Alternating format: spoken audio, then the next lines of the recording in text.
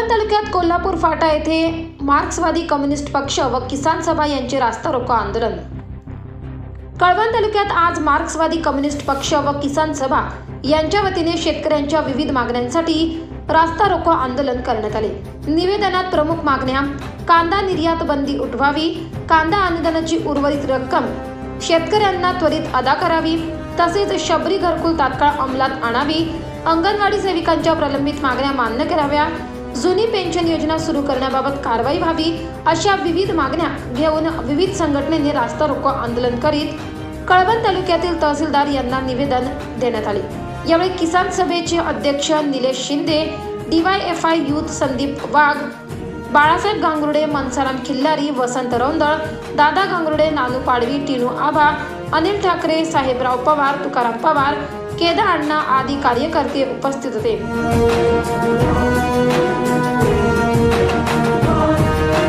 प्रमुख मागणी ही होती, पुऱ्या भारतमध्ये आज भारत बंद याला आम्ही सपोर्ट केलेला आहे कम्युनिस्ट पक्षाच्या वतीनं। दुसरी गोष्ट, आम्ही गेल्या महिन्यापासून या कांदा निर्यात बंदी उठवावी ही एक मागणी। दुसरी बाब, कांद्याला हमी भाव महाराष्ट्र शासनाने कबूल केलेला होता, तर 350 रुपये कमी केला, तर 1 रुपया अजून मागला नाही। दुसरी गोष्ट, जे शबरी महामंडळाची बेघरं होती ते मंजूर अजून काही झालं नाही।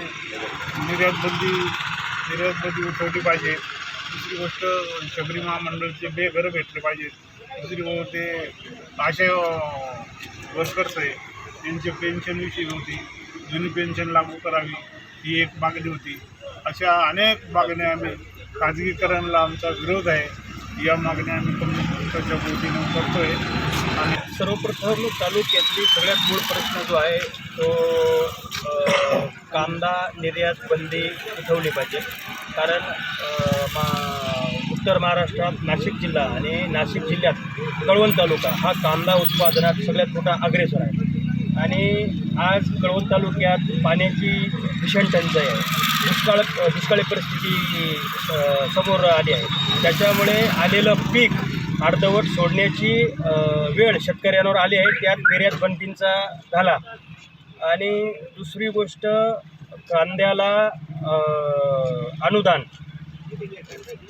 जे जाहीर केलं होतं ते अनुदान अजून शेतकऱ्यांपर्यंत पोहोचलेलं नाही, शेतकऱ्यांना अजून मिळाले नाही। अजून तर काही बदल झालेला नाही आहे। त्याच्यामुळे आमचं जे 26 तारखेपासून तीव्र आंदोलन होणार आहे, त्यामध्ये ते इलेक्ट्रिक बोर्ड तर ताणू, परंतु सरकारला आम्ही जाब विचारल्याशिवाय सोडणार नाही।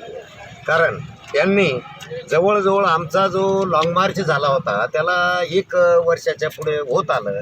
त्यांनी लेखी आश्वासन देऊनही आज तागायत 350 रुपये जे अनुदान होतं ते 350 रुपये अनुदान एकाही शेतकऱ्यापर्यंत पोहोचलेलं नाही आहे। त्यांचा जो कागदोपत्री घोडा आहे तो घोड्या आम्हाला बसायला देतात का त्यांना त्या घोड्यावर बसवायचं, हे आम्ही 26 तारखेला विचारणार आहोत। 24 लाईव्ह महाराष्ट्र न्यूजसाठी पुंजाराम खांडवी, पुनद खोरे, कळवण।